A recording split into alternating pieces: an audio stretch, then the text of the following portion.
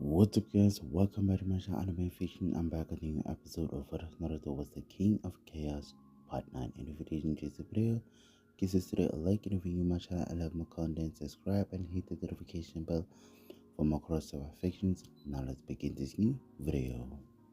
Chapter 39. Naruto's Point of View. Moonlight. In the realm of the transcendental, a valuable metal wasn't all that unique. It was in the lower echelons of the bigger metals, yet it would have been priceless out here in the shadow realms for a few reasons. One of these is its magical ability.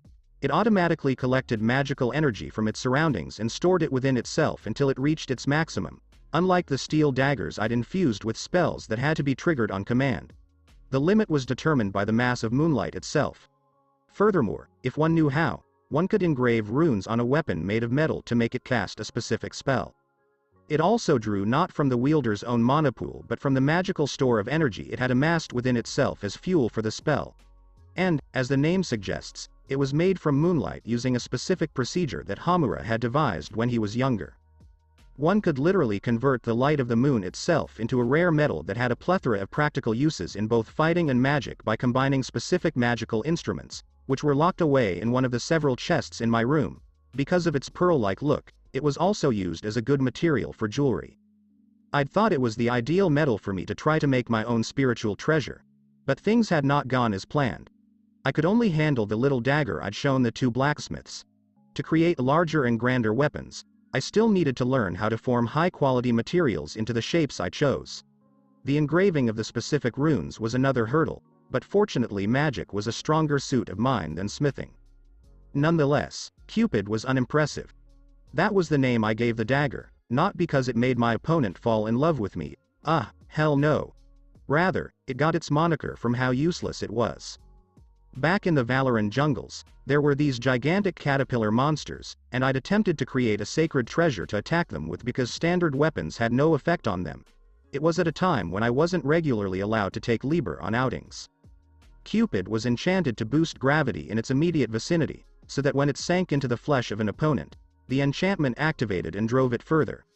The trouble was that influencing something as abstract as gravity requires a lot of magical energy, and it had fully depleted the Moonlight Blade's magical energy bank. The magic lasted only a few seconds since the dagger sank only a few inches farther into the caterpillar's thick hide before the enchantment deactivated.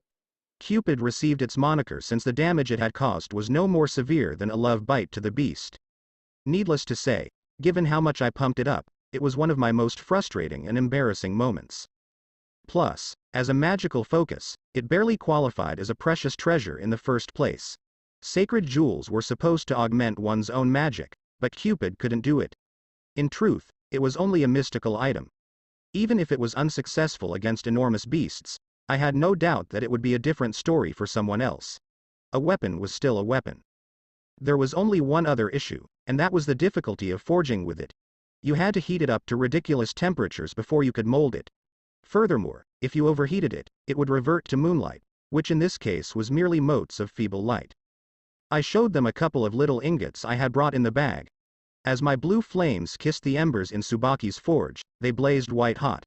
The blue flames were a time saver, but if the two intended to work with it further in the future, they would have to spend a significant amount of time at the bellows before taking it out. Another annoyance was that it cooled quickly. As a result, the window for shaping it was also rather small.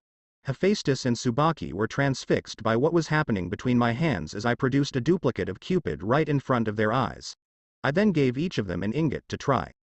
Tsubaki failed right away because she spent too much time at the bellows, overheating it and causing the ingot to vanish. Hephaestus, on the other hand, was a very different story. I stared at her as she dipped the newly formed dagger in a barrel of water with tongs. She proudly displayed it in front of me. "How did you do that?" I asked her bluntly. "I'm not a goddess of smithing for nothing, silly boy." She gave me a wink. "I merely had to see you do it once to learn and then just copy you right after." As reality set in, I shook my head and mentally facepalmed. What was to say that all the gods in Genkei hadn't brought something from heaven with them? If a goddess of beauty owned a charm that allowed her to entice anyone who gazed upon her, it was logical to presume that a goddess of smithing possessed a perk linked to the same subject. Or maybe it was simply my pride attempting to forget that she had hundreds of millions of years of practice behind her fingertips and that it was merely her experience that allowed her to essentially insta-learn the forging procedure after seeing me do it once. I brushed it off, since regardless of whether she'd learned how to process moonlight into a weapon, I still knew how moonlight was created in the first place. I hadn't spent the last 3 weeks grinding in the dungeon like everyone else assumed. I had also been up to other, personal, stuff. That involved making a new batch of moonlight metal beneath my bedroom window. So, are we agreed on the arrangements? As Hephaestus marveled at the pearl-white dagger in her hand, I asked the two of them. Yes.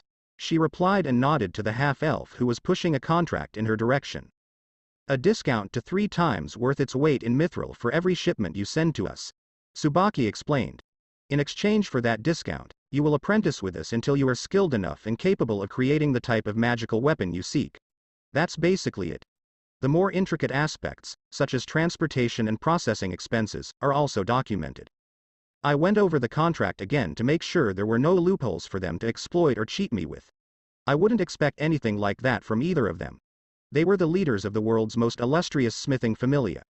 Furthermore, while being accomplished businesswomen, they were honest individuals. Still, you can never be too cautious. I signed both copies, and they took one while I kept the other. I never would have thought there would come a day where I would haggle on a deal with a child over a precious magical metal never seen before. As she lowered the dagger, Hephaestus smiled wryly. Just how many more surprises do you intend on throwing on top of Orario? Enough that this is only the beginning. Sincerely, I stated. I wasn't a total musclehead. Who knew how long I'd have to stay here until I could go home? So diversifying into different business enterprises made perfect sense. Even now, I was aiming for something else that contained monster cores, but it would have to wait. Now the only thing left to do is for you to place me under a smith I can train with. As I wrapped up my contract copy, I stated. Oh, that's easy. Tsubaki stated as she sat back in her chair. You'll be going under me. What? What? In my brain, I screamed at both the unintentional double meaning and what she actually meant. Did I hear that right? Yep. She added a P at the end of her sentence. You'll train under me for the duration of your apprenticeship. But why? I pondered. You are the familia's captain. Not to mention that it took you weeks to clear your schedule so that you could see me. So why would you hire me? Well, for a few reasons actually. Hephaestus replied as she set the newly forged dagger on the side to cool a little further. One is that we actually underestimated the level of skill you are already at, yourself included. What do you mean? Tsubaki locked her gaze on me with her one visible eye.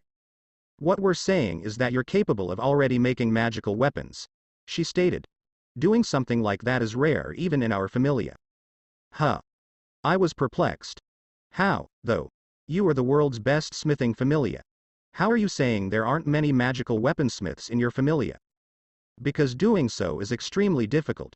To be able to confidently attempt to make a magical weapon, you must have exceptional talent as a blacksmith as well as the necessary developmental ability.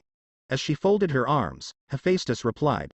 More than that, you often need very good quality materials to make one. She took one of the table's steel daggers. Yet without all those things, you still manage to make a magical weapon somehow. The problem is not that you can't make the magical weapon, is it? Tsubaki inquired. Rather, you actually need to be trained to work with material of greater quality like monster drop items, right? Yes. That is correct. I responded while still thinking about something that perplexed me. There should have been plenty of smiths capable of crafting magical weapons by now, particularly a certain red-headed youngster from a well-known blacksmith family. But then it occurred to me. At this point, Welf Krazo had not yet left Rakia. In the year of the Great Conflict, once all the drama was over, he fled Ares' warlord empire to join Hephaestus. As a result, Krazo blood had not yet entered the Hephaestus familia. But I was curious if the elven forests had been devastated yet. I was secretly hoping they were. Those patriotic supremacists needed a smackdown. And don't be concerned about me being overburdened with orders. I only do them because I enjoy forging. Whatever commands accord with your lessons, I'll just delegate to my subordinates. Tsubaki grinned. The point is, you are already skilled enough to create a magical weapon. We'd be interested in seeing how far you can take this gift of yours. Hephaestus spoke up. Perhaps you should also safeguard your own image. I reflected dryly. To claim credit for teaching an outsider how to construct good magical weapons so that people don't go off and learn for themselves instead of coming to you for help with those things. It wouldn't make a difference anyway. Sacred jewels were not the same as magical weapons on this planet. For one thing, they used my personal magic, Britannia's magic in that sense. Something no one else in the world could do, so that line of business was safe. Fine. As I leaned back, I shrugged. Learning from the experts is something that I would be a fool to say no to. Too right. They both smiled along with me. Tsubaki put his hand on my shoulder and tightened his grasp. Welcome to the crew, Apprentice Naruto. Was that your best effort? But there was one thing I'd been meaning to check for a long time. I asked Hephaestus for help. She glanced at me in amazement, which surprised me as well because I couldn't understand why she responded that way. What? Did I say something? Are you a sage, or are you a student of one? She inquired. My perplexity grew as I blinked. No. Why do you ask? You just called me by an older name. What? I inquired, still perplexed. We call her Hephaestos. Tsubaki explained, her single eye widening in amazement. Hephaestus was a much older name of hers. Oh. I had a double realization. I'd never understood why people in my world referred to her as Hephaestos, but now I realize it was deliberate on Umori's part. What was I thinking? Did I just fumble here? Wait, didn't Hestia explain that Vesta was another name for her? Vesta was the Roman equivalent of Hestia, the Greek goddess. If I recall correctly, the god Hephaestus had a Roman counterpart, who was known as. I just managed to stop myself from saying it. It was literally on the tip of my tongue when I caught myself. I had no idea if other individuals were aware of it as well.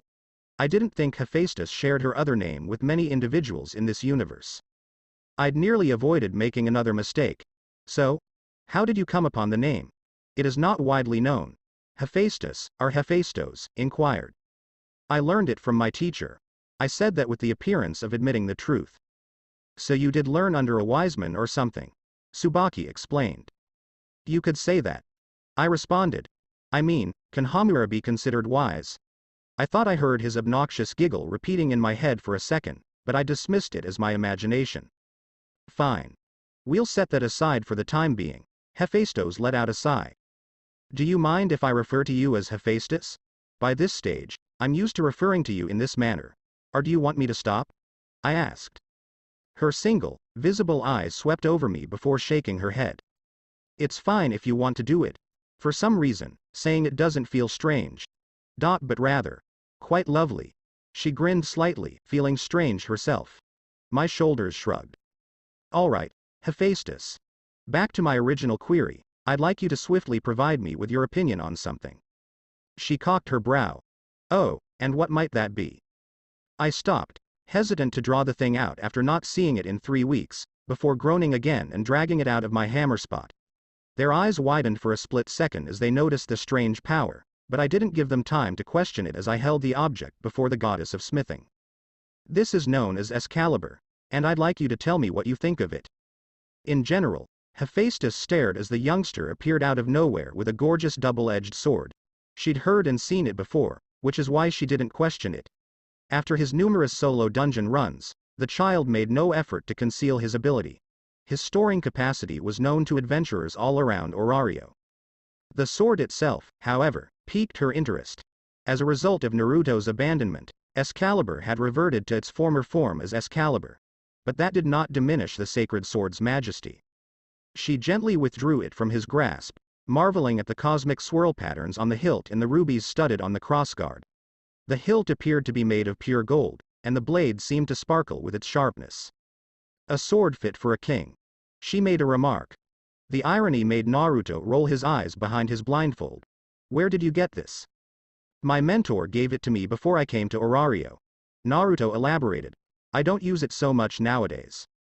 Tsubaki rose to her feet and leaned in closer to see the exquisite blade, whistling as she ran her gaze up Excalibur's gleaming edge. Damn you, kid. If I've ever seen a good weapon, that's it. Tsubaki tapped the edge with her finger and drew it back, a little squeamish because the tip of her finger had been nicked. And crazy sharp too. Hephaestus raised it upright and flipped the blade, causing a metallic ping to sound. It's made of iron. She mumbled, then turned to face Naruto. Your mentor then gave you a good sword. But why don't you use your sword if it's so good? Something like this would be quite useful in the dungeon. Hephaestus's eye drooped as she saw Tsubaki nibbling on her bloodied finger. Especially if it so easily happens to someone of Tsubaki's level.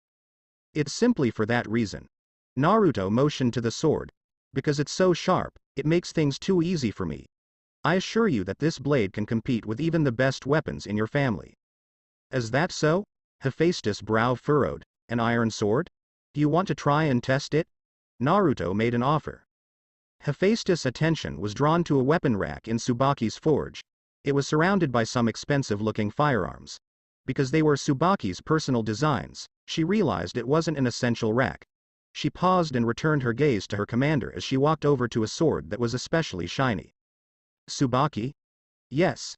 As she took her finger out of her lips, the half-dwarf said. This longsword right here has Durandal properties, doesn't it? Hephaestus remarked this while pointing to a specific weapon on the rack. Yes, it does. Tsubaki replied before seeing her in the eyes. Why do you ask? Hephaestus nodded and returned her sight to Excalibur. Her senses were buzzing furiously. On the outside, it appeared to be a standard, albeit elegant, iron sword. But something wasn't quite right about it. She couldn't see it with her eyes. She swung down on the Durandal longsword, raising it above her head. The two weapons clashed against each other. Hephaestus may have only been a smith, but she knew how to handle a sword, and her stroke was far from weak. To her amazement, she noticed a crack in the longsword as well as a bit of a crack off the blade. Excalibur, on the other hand, was uninjured. The forum was silent as each participant had their own ideas on the topic. Tsubaki was the most profound, lamenting the destruction of one of her creations by a common weapon. Naruto stood there, looking unconcerned and unsurprised by what had occurred. He'd done it in the first place because he was curious about what Hephaestus saw in the sword. She'd shown no reaction to anything strange so far, except for striking a top-tier weapon with it. Excalibur still rested on the longsword as the crimson-haired goddess stayed there for a few moments longer before slowly lifting it up and turning around to face him. Would you consider selling this to me? Hephaestus asked him without hesitation. Why? Naruto inquired, perplexed. Because this is also a magical weapon as well, isn't it? She inquired a little excitedly. It's enchanted to be sharper and more durable than a high-class weapon without actually possessing the Durandal property. This is priceless. Why wouldn't I ask if I might take this from you, even if it came at a cost? Naruto raised an eyebrow in response to her deduction. She'd worked out some of Excalibur's characteristics, as he'd expected. But she'd misinterpreted it, which meant she couldn't see the spirits inside. His gamble had borne fruit. However, it did not totally put him at rest. Even if Hephaestus couldn't see the souls, she didn't have the power to see ordinary souls. But Naruto knew someone who just might. I'm flattered that you think so highly of it. Naruto grinned. But I'm afraid it's not for sale. He said it with firmness in his tone. Excalibur slipped from Hephaestus' clutches and into his own. He immediately hurled it back into his hammer space, not wanting the blade to reconnect with him and adopt the shape it usually did when he handled it. That would raise a whole other set of issues. A shame.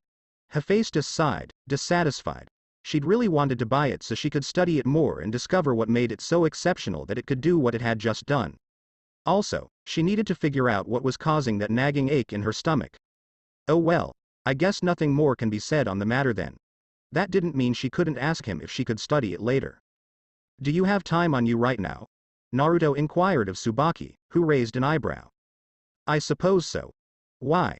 She grabbed a bag of valise that was thrown her way. Naruto slapped something onto the table in front of them at the same time. Or, more accurately, something. I'd like you to make me a weapon, Tsubaki, out of these. As he lifted one of the things, Naruto said, they're horns from Minotaur variants. Tsubaki's mouth opened slightly. Naruto entered his room, the cloth-wrapped box slung over his shoulder. He proceeded to a wall shelf that was loaded with a modest number of weapons, tossing a bag into the corner. He marveled at the gorgeous crimson child-sized greatsword in his hands as he untied the rope and let the coverings fall. With the exception of Liber, this was a better quality weapon than anything else he'd had. It also appeared more ominous. I'll be taking you out very soon. Naruto patted the sword before placing it on the shelf in plain view. Tsubaki had fashioned him the sword right then and there with the time she'd set aside for him in her schedule. Surprisingly, it took less time than he expected, despite his close attention to the process. It was his first unofficial class with her, as she explained how to beat it into shape. And the good news was that he had some more items in his hammer space that could be used as weapon material. So he was expecting his first official session with her to be on how to shape those. He collapsed on his bed and placed his hands behind his head, lost in meditation. Studying under the Hephaestus Familia captain, he mumbled to himself before gently spitting. That's a protagonist trope if I ever saw one. That jerk is undoubtedly watching me right now as this is happening. The sun was sinking, and its final rays were reflected in the window. The days were getting shorter, which indicated winter weather was on its way. Naruto understood that it meant he'd have to stock up on certain supplies as well as some other items to keep himself warm in the cold. Even manners like this did not appear to be insulated. But, in a medieval society, what could he expect? The mild rays of the sun warmed him slightly, and he became drowsy. He kicked off his boots and dozed off, seeing no danger in a little catnap, unconcerned about dinner, which would be served soon. Except for Riveria, no one would actually come after him for it. But he doubted they'd mind if he didn't show up. The mental strain of the previous 3 weeks piled on top of him as the effects of his first day free from the dungeon in a long time wore off. It helped him fall asleep faster. His stat sheet was the last thing on his mind before falling asleep. A tap on his door later awakened him. He looked out the window, rubbing his eyes and yawning, to see that it was still early in the evening. He strolled over to the door, slipped into his boots, and pulled it open. He was greeted by 3 familiar faces, who were looking at him with equal parts concern and anticipation. Who are Finn, Gareth, and Noir? What exactly are you doing here? You skipped dinner, Naruto. Are you all right? Finn inquired. I'm actually fine. I was just exhausted and figured I'd sleep for a while. Good. Noir stated it happily, because we haven't had dinner either. Why? We're going out to eat, lad, Gareth stated. The hostess. Nope. Noir stated. This is a place for men. The hostess prefers happier settings. We're heading somewhere with good booze and delicious cuisine. A popular hangout for males. And what does this have to do with me? Naruto inquired. You're going to come with us. Finn made a motion. Come on, come on. You're on your way out. Is that an order? Finn pressed his lips together. I guess you could consider it so. Understood, Captain. Naruto sighed as he walked out of the room, not forgetting to grab his cloak from the back of the door. He locked his door and turned to follow the elder men, who had already begun walking away. They ran into Dane outside, who joyfully slapped Naruto on the back. In fact, as Naruto saw, they all seemed to be thrilled about something, but he couldn't figure out what. Nonetheless, he was not opposed to a delicious lunch from the outside. Home-cooked meals had recently grown a touch monotonous. As the adventurer opposite me slumped over, finally overcome by the wine, I slammed the tankard down with a smash on the hefty table. The 4 grown-ups behind me rejoiced as a group of adventurers reluctantly handed over a bag of Valis. As the perhaps 20th candidate was carried out of the bar, I shook my head. My supper had long since been consumed, and empty bottles and tankards, as well as a couple of small barrels, were thrown on my side of the table and on the floor around me. I averted my gaze from the executives as they counted the money in their hands to ensure they had the exact amount, whatever it was. I didn't give a damn at this time. By this point, it didn't take a genius to figure out what had transpired. I'd told Finn about my absolute poison resistance, which also negated the effects of alcohol.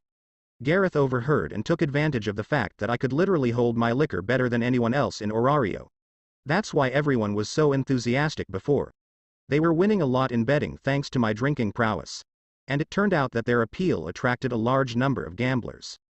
I'd emptied quite a few pockets tonight, but it didn't appear that I'd be getting any of the money. It didn't really matter. I now had a lot of Valis in my hammer space. I'd entirely forgotten how much I'd spent.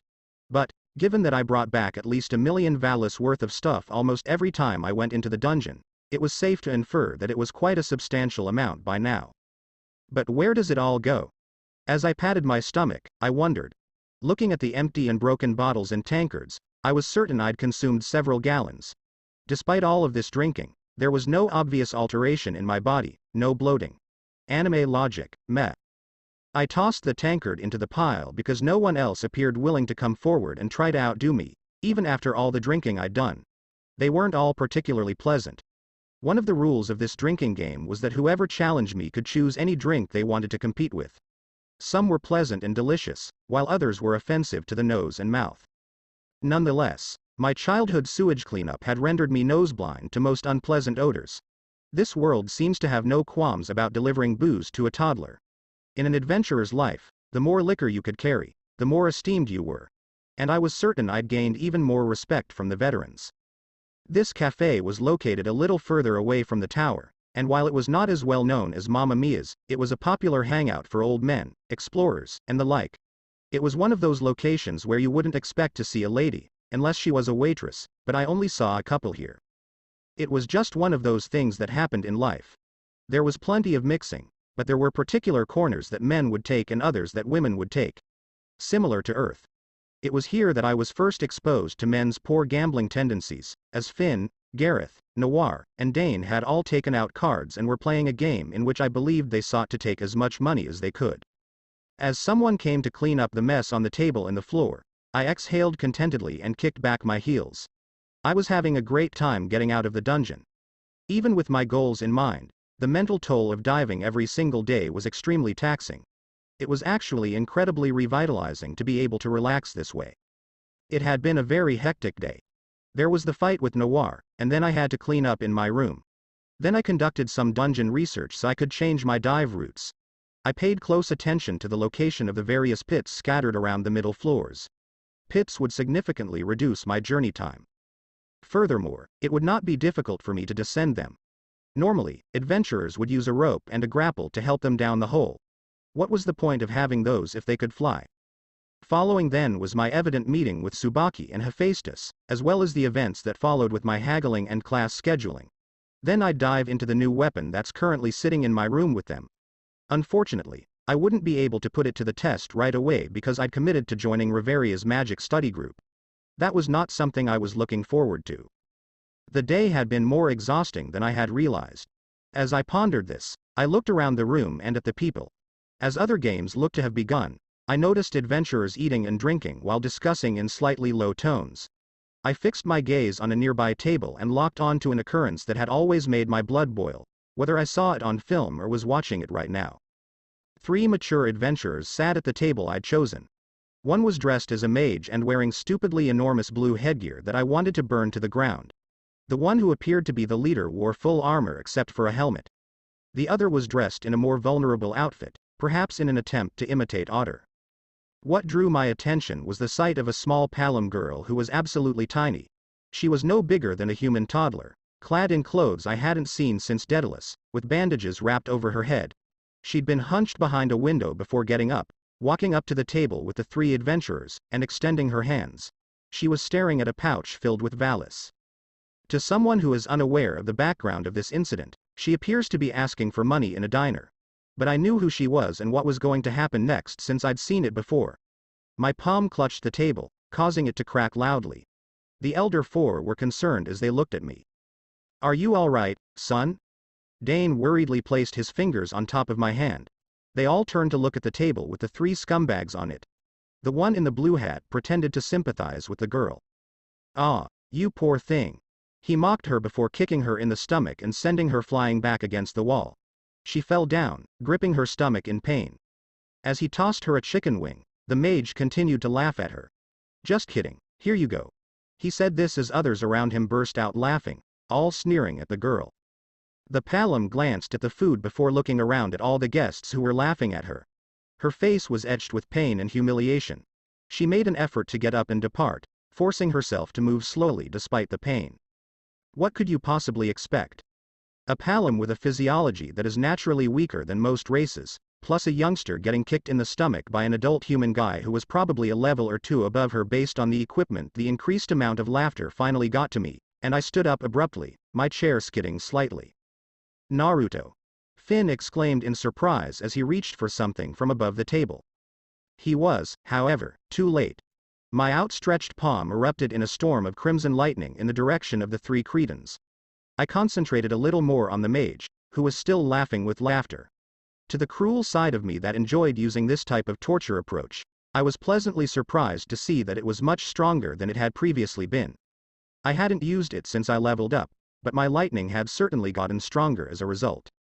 As a whirlwind of lightning blasted into the three adventurers, patrons jumped out of their seats in amazement. The table and chairs at which they were stationed were instantaneously vaporized to ash as the three men were hurled out of the entrance, arcs of red electricity kissing their forms and causing immense anguish as part of the skin bubbled up, producing blisters that exploded. They crashed on the cobbled pavement, currents of electricity still coursing through their bodies as they wailed in agony. The pain I'd just inflicted on them had been so severe that they were too shocked to adequately scream. Everyone's gaze was drawn to me as the obvious source, as if the streams of red lightning dancing around my entire arm weren't enough. But then something strange happened. The first time I realized how complex Necros's dual meanings may be when I cancelled Force Lightning, it usually dispersed into the air. However, not this time. Instead, it accumulated and returned to me with vengeance. I was startled for a second, unable to comprehend why my own attack was suddenly reaching me. But then it all seemed to be sucked back into my palm, accompanied by an incredible sensation. I felt energized in some way. I hadn't done anything strenuous, so I still had all the energy I'd normally expended in the dungeon. However, it felt like a lot more was added to what I already had. And it felt so right. It filled my entire body with a revitalizing sensation, and I was astonished for a few moments while I drank it in. But my rage eventually won out, and I returned to the topic at hand. I wouldn't realize what I'd done until much later. Naruto. Finn screamed. Not a yell, but a controlled one in which he tried to assert himself and keep everyone as calm as possible. I suppose it came with the territory of the captain. What did you do? They're scum, Finn. I delivered it in such a chilly tone that the executives were taken aback. What? Soma Familia. Every single one of 'em. As forgotten wrath grew within me, I yelled. Son. What they did was certainly wrong, but you didn't need to aggravate the situation. Dane attempted to persuade me. I spat in the direction of the three groaning adventurers outside. It's retribution for all the rest of the things they've done to the filthy animals, I grumbled. Walking away from the table, I approached Lily, whom I finally addressed by name, at least inwardly. I kneeled down and carefully picked her up as she froze at my touch, her eyes wide with fright. Don't be scared.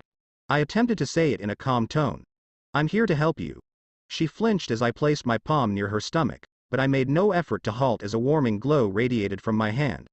Her face, which had been wrinkled in misery, relaxed as she felt the ache lessen and then vanish. She sat up on her knees, both hands on her abdomen, staring in bewilderment at nothing. Her eyes drifted as the bandages around her head came undone, allowing her chestnut locks to fall free. She looked up at me with a lovely face, as if the situation had been different. I'm healed, she muttered, her disbelieving eyes dancing all over my face. That was the point. I gave her the warmest smile I could muster. I had previous expertise with children but hadn't used it in about 9 years. I noticed the valise pouch, which had been knocked to the floor. The material had been burned away, exposing the gold coins within. I took a handful and handed it to her. How much do they owe you? I was about to pass them on to her when I realized what I was doing. Damn, didn't I just paint a bullseye on your back? If I give you these, people will chase you down to pull them off, right? I facepalmed in annoyance as she nodded glumly. Me and my stupid impulses. I mumbled fiercely. Indeed. I turned around to see Finn giving me a serious look with his arms folded and his fingers pounding away on his bicep. You have some explaining to do. Yes, I know. I muttered angrily before returning my attention to Lily. She was still in my grasp, peering up at both of us. And, judging by her demeanor, she'd recognized Finn. Are you from the Loki Familia, mister? She spoke to me. Her voice was childlike, with echoes of anguish and pain, a sound I was very familiar with. Yes, I am. As I patted some dirt off her ragged garments, I said, and I've just put you in danger. I added as I noticed the three fools outside wobbling to their feet. They peered at me with distorted faces covered with blisters and burns. As I locked gazes with them, what remained of their eyes expanded. Get lost. I yelled at them as red lightning flashed back to life in my palm. They shrieked like rats and scurried down the road, back to whatever pit Soma called home. I begged Finn to look up at me. Captain, can we take her back to the manor? I inquired. Lily's eyes expanded as they flicked back and forth between uses. Finn cocked his brow at me. After what you just did, you think please Captain. I had to cut him off. I'll look after her if necessary. I let my rage get the best of me and decided to take matters into my own hands. As a result, I've endangered her life. I'll deal with the consequences later, but just let me take her back home with us, where she'll be safe. Finn buried his tongue in his cheek, surprised at the tone of my voice. Think about your honor, Captain. I spoke softly enough for only the three of us to hear. This is your people being attacked, abused, and abandoned in this manner. Doesn't it irritate you that there are people out there willing to kick a little Palom girl in the stomach for shits and giggles? Finn returned her gaze to the girl, and the reality that she was a Palom finally dawned on him. His eyes softened slightly before he groaned heavily and returned his gaze to the other three. Noir nodded, despite his jaw tightening and his face contorting into a stern grimace. Finn returned my gaze. Fine. So, for tonight, but after she's settled in, Naruto and I will discuss. I said, understood. I returned my attention to Lily and extended my hand to her. She appeared hesitant to accept it. If you go off on your own, you know you won't survive the night, right? I told her. She looked at me and cautiously nodded. You'll be safe with us, the Loki family, says Loki. Why are you helping me? She inquired hesitantly. Before responding, I pursed my lips. Because I'm to blame for this. You may be killed as a result of what I've done. I drew in a little closer to her. There are some really evil people in your family, yes? She gave a nod. And you know they're not going to take this lying down. Yet another nod. However, because I'm a member of the Loki familia, they won't be able to touch me. You, on the other hand, are vulnerable. As a result, they'll vent their rage at you. Am I mistaken? She shook her head, her breathing and heart rate quickening as the terrifying knowledge set in. Come on, come on. Get up. As I stood up, I continued to extend my hand. She reached out to grasp it before halting and looking at me with a puzzled expression. I shook her hand and turned to face her. She shook her head and took my hand in hers, pushing herself to her feet. She was roughly half my size. What's your name? LL Lily. She stumbled. Come on, then, Lily. I said this to her as I pushed her out the door. The sooner we go, the sooner you'll be safe and out of the streets. I turned to face the diner proprietor, who was staring at me from behind the counter. I motioned to the floor. Take that as reparations. I informed him, and he nodded numbly. As we walked out, the executives shook their heads. For some reason, I had the impression that the majority of their annoyance was not due to my interruption of their card game. Lily trotted alongside me in her worn-out shoes, looking left and right down the alleys. She would occasionally peek over at us and blink, as if she couldn't believe it. I gently pushed her forward on her back every time she did this to bring her back to reality. She'd jerk out of it every time, flush nervously, and stare down at her feet, concerned. Meanwhile, I was cursing myself mentally as I realized I'd merely created another snarl for myself to deal with. Hey, would you mind explaining yourself now? Finn stated as he leaned on his desk, his gaze fixed on the child in front of him. Gareth and Reveria sat on either side of his desk, with Loki sitting on the desk again, swinging her legs back and forth, not seeming especially serious about the whole thing. She was more inquisitive than anything else. What would you particularly like to know? Naruto inquired, standing tall and refusing to tremble in the face of their stares. What are your thoughts? I realized that you were upset about how they were treating the young girl. Even still, such a harsh attack was unnecessary. So, what motivated you to do it? What more did I require? The entire filthy familia is a gang of drug dealers, vandals, killers, slavers, and rapists. Naruto spit out. Reveria's brow furrowed. Very hefty accusations to make against a familia, Naruto. But not a slanderous utterance. With your connections, you'd think you'd be at least slightly aware of what the likes of them get up to where not many eyes are turned. It doesn't excuse you from taking justice into your own hands, even if that is true. Finn stated it in a severe voice. Besides, how would you know that those three men were the same? Naruto clenched his teeth and remained silent. You see? Finn asked. One cannot generalize a whole group of people with the actions of the few that you have seen. Even if they did abuse Lily, whom you seem to be particularly defensive of for some reason, electrocuting them to the brink of death is not justified. What was that anyway? Gareth questioned, deviating slightly from the topic. I've never seen such violent magic before. Chant less too. Reveria replied before looking at the boy, it wasn't magic. Red, with multiple streams and arcs, Naruto asked, nodding. Yes, that was not magic. Have you ever seen it before, Reveria? Finn inquired. The elf gave a nod. I have. He used it on Goliath the first time they fought, the day he leveled up. Even back then, I was caught off guard by the sheer explosive power. Not to mention, none of it felt like magical power at all. I want to see it, said Loki, raising her palm in eagerness. She gradually let both drop as the executives locked their gazes on her. Come on, I haven't gotten to see all of Naruto's powers yet. I keep seeing them on his Falna, but I have no idea what they are. Can you take this seriously for once? Reveria exasperatedly questioned. We're trying to chastise one of our young members for misconduct and abuse of power, and you want to encourage it? No one said anything about encouraging, Loki grumbled, pulling her arms behind her head. Besides, I don't particularly see what's wrong with what he did. Old Soma's too lazy with his wine pressing to keep an eye on the kind of things his kids get up to. As much as I like his wine, you have to admit that Naruto is partially right when it comes to them. If anything, this might serve as a wake-up call to Soma to get his children in line. Loki thought for a moment and then shook his head. Nah, probably not.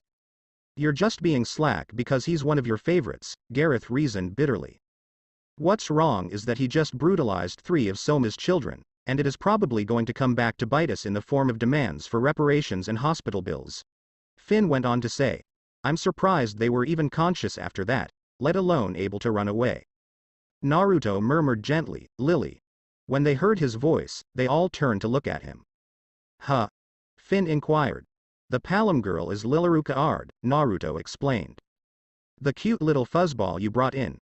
The one you saved. What about her? Loki questioned. What's wrong with her? Naruto mumbled, I did what I did, because she's like me. Do you have any history with her, lad? Gareth inquired. I knew all the Daedalus kids, Naruto remarked slowly, his head down. Many of us shared similar pasts and suffered the consequences of the actions of the same people. The difference between me and her is that I escaped. She did not. That's why I did it. The executives exchanged glances with one another. Naruto's background was a delicate subject. That much was obvious by now. Despite their best efforts to persuade him to open up, he consistently avoided the subject. But this was the first time he had spoken about it. Naruto went on. If I must serve a punishment for what I have done, then I will do so. But you cannot convince me that what I did was wrong. Anybody who is willing to hurt a child like that deserves so much worse than what I did to him. You don't regret it? Asked Finn. No, was the strong response. Finn let out a sigh.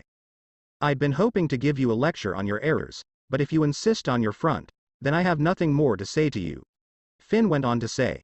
I will decide on the rest of your penance later, but as for the first part of it, whatever is provided to that girl will come out of your own pockets. The cold season is coming, and as wealthy as our family is, we cannot spare funds from our own coffers to feed someone who is not one of us. Naruto said, Understood, sir. He bowed and turned to leave the room when Loki stopped him. Wait, Naruto, she exclaimed. What is it, Loki? Naruto sighed. The redhead walked over to him and leaned in close.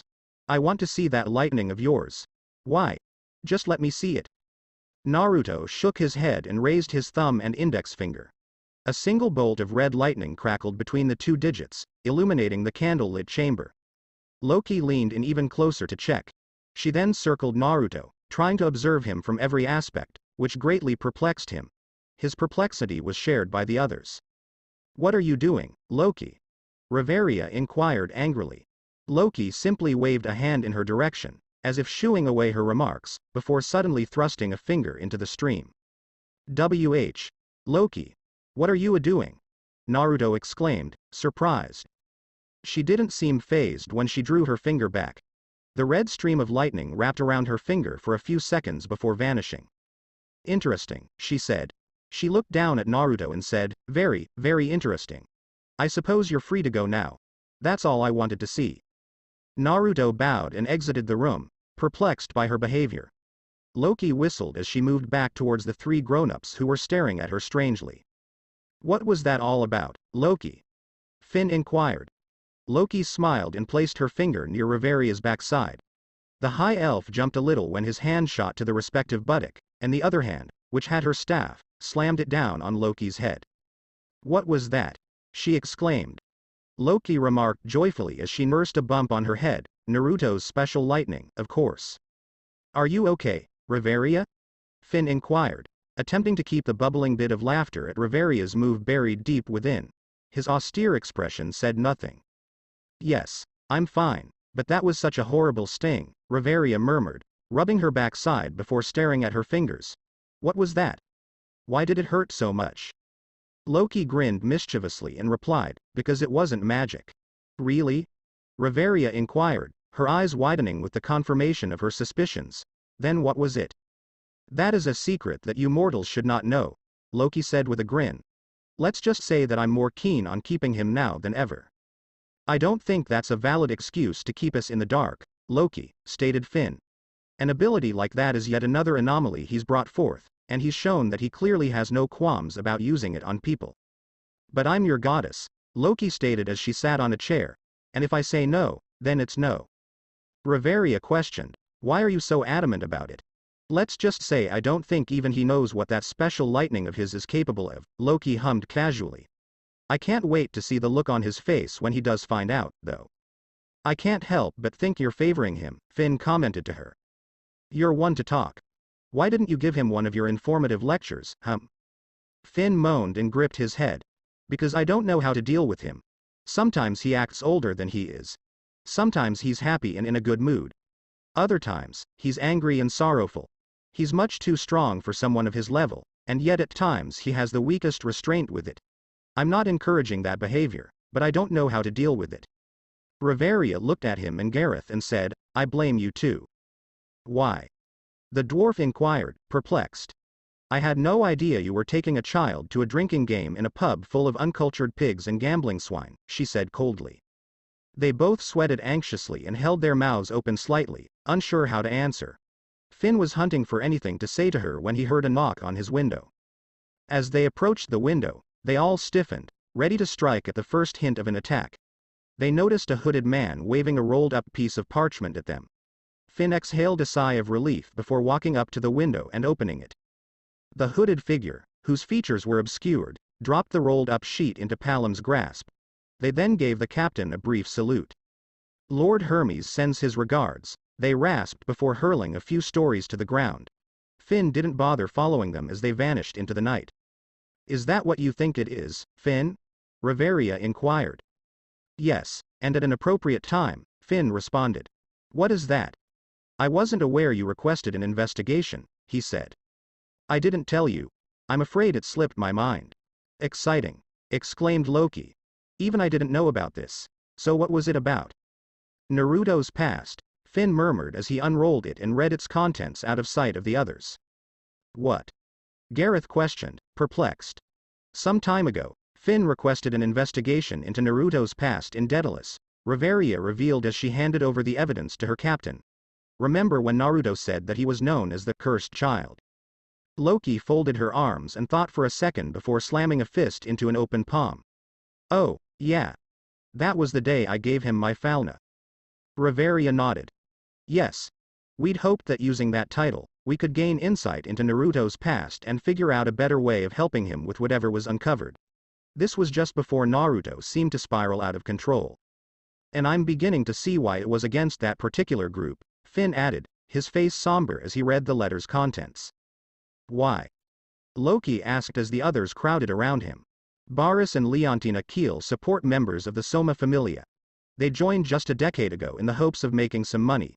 The wife was an archer and the husband a swordsman, but they found the dungeon life too taxing for them after just under a year. They were making no progress in terms of statistics. They were relegated to the lowest tiers of the Soma Familia and forced to live in Daedalus slums. Unfortunately, the wife was also expecting a child at the time. They tried to make do, but were soon overcome by the effects of Soma alcohol and drugs. They were eventually the victims of a homicidal attack 4 years later, and their child unexpectedly vanished from the location they'd called home. According to some residents, the boy's description matched very well with the cursed child, who once roamed their streets as a sewage cleaner." "And why was he called that?" Loki inquired. "Here's where info gets a little scarce," Finn stated. "To begin with, There were not actually many remaining who remember the cursed child, just a few kids he'd known and those he'd had certain escapades with. They dubbed him the cursed child because anyone who attacked him would die in the most horrible way possible. Methods that no youngster could master. What happened? Well, it seemed like one of the bigger kids in the area got into a fight with Naruto the first time it happened. There were a few witnesses on the scene, but they all insist that the culprit was torn and twisted in such a terrible fashion that the only thing recognizable about him was his eyes. People have tended to avoid him ever since. Those who continued to attempt to injure him met the same fate, but this time it was something a youngster was physically incapable of doing. What was his description? What does it say? Reveria inquired, curious. In fact, yes. Skin tone is light, short and stocky. Messy yellow hair, a thick cowlick, and purple eyes. Finn remarked this after a brief glance at his comrades. So he didn't have the blindfold back then. Gareth came to a close. Everything there looks like it could be Naruto except the purple eyes. Perhaps he got the blindfold during his time with his master. Finn inquired before reading any lower. But that wouldn't make any sense. Why? Gareth inquired. Because according to this last bit here, the last time he was seen when he was cleaning one of the bigger sewage ducts.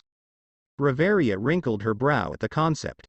It was one of those older ones that date back to the time Orario was built. Finn went on to say. Gareth reflected. Then it would be one of those that, after the Great Tree Labyrinth, would probably connect with the currents that come out of the lower floors. Water floors. But here's the thing. Finn stated this. Anyone who falls into one of those could not possibly survive. If scraping along the edges of the walls doesn't kill you, falling in such deep waters will certainly do. That appears to be what happened to Naruto. He plunged down the hole, according to some witnesses, and was never seen again. So he survived then. Gareth came to a close. But it shouldn't be possible. Finn stated. If it had connected with one of the tunnels that ran through from the dungeon, Naruto would not have been able to get out until he reached Melon. But by then, a child like that would have died. Well, he's here now, isn't he? Reveria explained.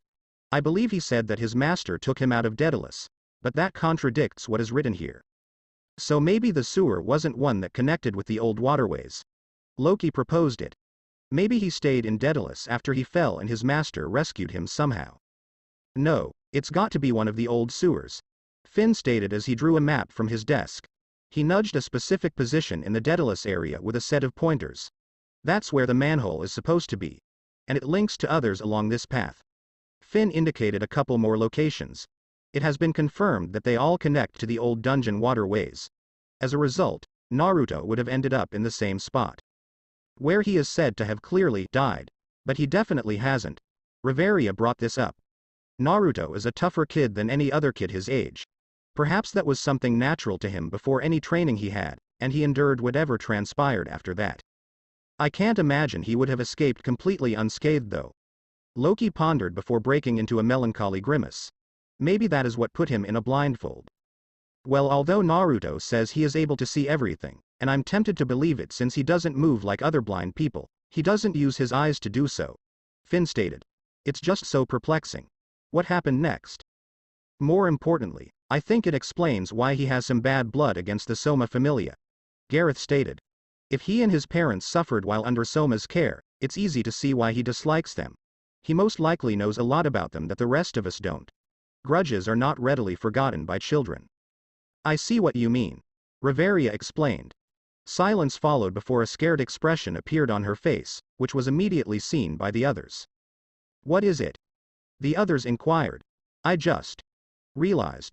Reveria took a deep breath. If his parents were Soma Familia members when they died, they must have been members when he was born. If that's the case, then. She trailed off, struck with an unexplainable bout of panic within herself.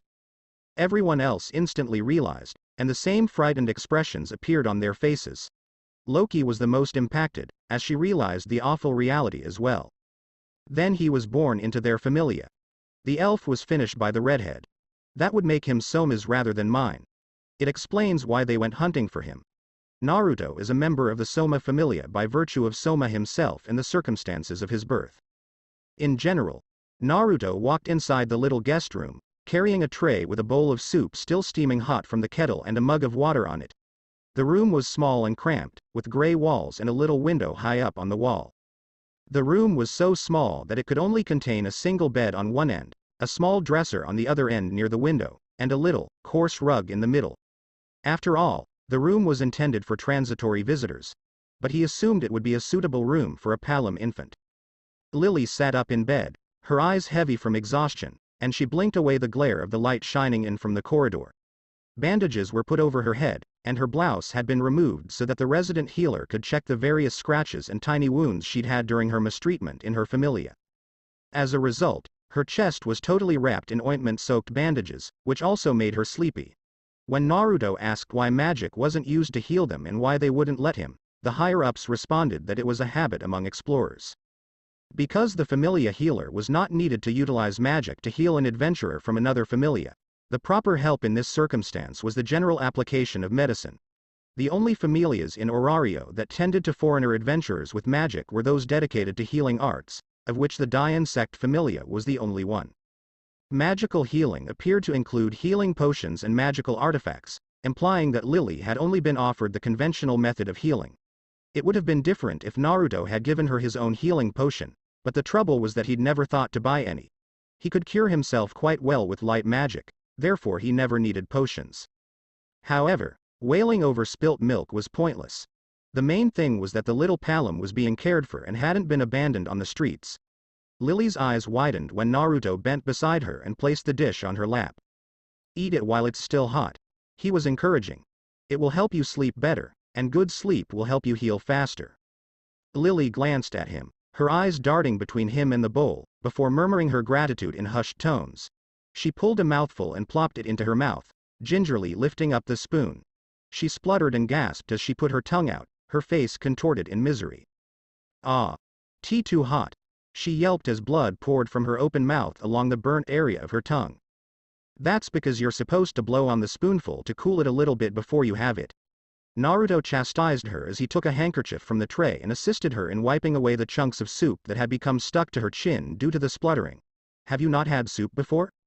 Lily gave him a puzzled glance before looking down to escape his sight. "No," she said dejectedly. Naruto almost cursed himself. He'd forgotten about the lack of food in the Daedalus slums. If you discovered a sliver of moldy bread, you were lucky, or if Maria, the orphanage director, had some old pieces to give for the street children she couldn't take in. He doubted that things in the Soma Familia were much better. Naruto took it upon himself to feed her because her hand was shaking and she couldn't hold the spoon straight. He blew on each mouthful of soup and fed it to her one by one until it was empty and Lily had a satisfied expression. She drowned the cup of water so quickly that Naruto thought he needed to be on guard in case she choked. After she finished, she looked up at him with eyes that were full of thanks but also apprehension and reservation. He assumed it was to be anticipated given that she was in the home of one of Orario's most powerful familias and was being cared for by a stranger she didn't know. Furthermore, it was the fabled rookie who was rumored to have leveled up in a single day, a record that would almost certainly never be surpassed in the future. It was reasonable that she felt intimidated, or at the very least overwhelmed. "Thank you." She spoke quietly. "You're welcome." He stood up and nodded in response. She offered him an uneasy smile, her eyes flickering from side to side and her mouth slightly open as she considered her next words. If you don't mind me asking," she blurted out, a little breathless. "Why are you helping me?" "What do you mean?" He cocked his brow. "I mean, why are you assisting and feeding me? I've never met you. And I'm also from a different familia. How come you helped me in the bar?" Naruto folded his arms and inclined his head, as if deep in meditation over the solution. Lily watched him drum his finger on the gap between his biceps and forearms with bated breath. "I don't know." He shrugged his shoulders while keeping his arms folded. "I guess there are a multitude of different reasons why." Lily gave him a perplexed expression. "I mean, you're a little girl who was kicked in the stomach by a grown man just for fun. That would be sufficient justification." "So. You saved me. Because I'm a girl? I guess that's one reason." Naruto himself was attempting to figure out why he did it. His wrath was so intense that it was physically visible that he didn't give himself a proper reason and motive to fry those 3 Cretans alive. The cruel side of him persuaded his brain that he had wanted to do it since he saw it in the anime. And Naruto would not lie to himself. He was really pleased with the outcome. In reality, he lamented not having the opportunity to complete the task. Lily averted her face away from him, her expression a mix of understanding and concern. The lack of a certain and decisive response was making her nervous. It was no fault of either party, but living in Daedalus conditioned individuals to think in certain ways.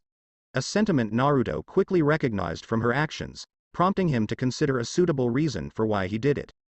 I suppose I did that because you and I are similar. Huh? Lily was perplexed. Alike, you and me? Yup. How? Naruto leaned forward on the bed, his elbows resting on the edge. I'm assuming that, as a runt of the Soma Familia, you would have spent some time living in Daedalus' underbelly, right? Lily nodded, perplexed. Yes, but how do you know that? If you lived in Daedalus, then I suppose you've heard of the cursed child, right? Lily hastily nodded. Oh, yes, I have. What do you know about him? Lily passionately raised her arms in the air. They say he's a monster in the form of a young child who roamed Daedalus's deepest slums, killing children wherever he could find, and that if they resisted, he would try to eat them and completely rip them apart. She shuddered slightly. Naruto was perplexed for a moment before his shoulders began to shake softly as he suppressed his laughter. What's so funny? She inquired, was irritated, and pouted to show her disgust.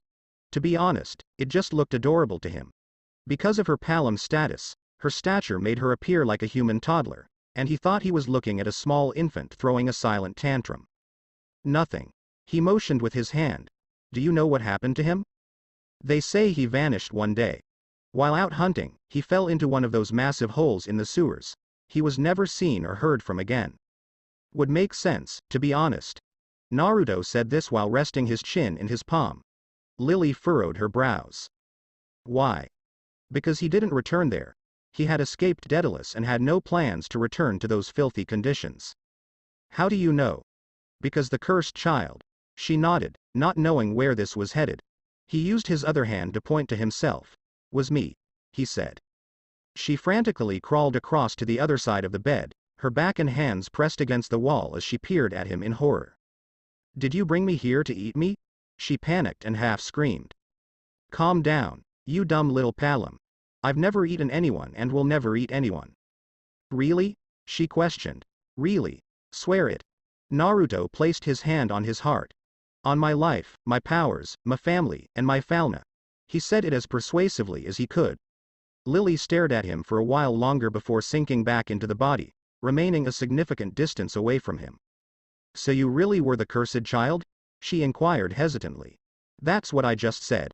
How did you get away? You allegedly fell into the sewers. Anyone who ventures down there is killed and never seen again. Somebody helped me out of there before I could die. Naruto let out a sigh. After that, I decided to become an adventurer and managed to find a place in the Loki Familia. Wow. Lily took a deep breath. Wow, that's incredible. You actually got away. Yes. Lily pursed her lips and sighed. Well, I'm afraid I can't go back now. If I do, they would very likely kill me or worse. She clenched her hands as tears welled up in her eyes. I appreciate your assistance, Master Naruto, but I can't return. Because of what happened, I now have nowhere to go. Actually, I've been wondering about that for a little. Naruto replied, capturing her full attention. There is a way you can stay here and not go back. Really? Her eyes brightened briefly before returning to suspicion. How? Naruto grinned. How would you like to be my supporter? Naruto walked out of the room, closing the door behind him. He was confronted by a pouting Ice who was standing in the corridor, her gaze shifting between him and the door. What? Naruto inquired. Ice's arms were folded as she, HMPHED. You haven't fought me in days. And now you've brought in a strange female and are going into her room with meals. I'm tending to her because she's injured and sick. You're going into her room by yourself. A boy cannot possibly be alone in a room with a girl. What's wrong with that? It's indecent. Ice pushed, her small fists balling up, as she pouted even more. Naruto gave her a blank stare. Can you shut up? Her eyes widened as he spoke to her. Stop spending time around Loki, and then you won't sound dumb to other people. Naruto stated this as he began to walk away. That girl's in this house because I'm responsible for her life. For a brief period, he returned his gaze to her. As the one who put her life in danger, It's only fitting that I be the one to look after her. That's the only thing there is to it. Ice looked at him with wide eyes. He went on. If all you want to do is spar, just say so. Keep unrelated topics out of it. He stated this strongly before briskly walking away. Ice followed him, perplexed and a little hurt, her small sword rattling in its scabbard with her shaking. What did I do wrong? Her sorrowful, tiny voice rang forth. If Naruto had heard it, he might have thought to console her. But there were too many angry thoughts hanging in his mind, clouding his judgment. As a result, he left a small girl who admired and looked up to him heartbroken and a little betrayed. Needless to say, fate's crimson rope tightened around his neck, preparing to spring punishment on him later. To be continued. That's it for this part, guys. Thanks for listening to this video. I hope it did enjoy the story, and if it did, like, share, and subscribe for more. And thank you all for helping support, and have a great day.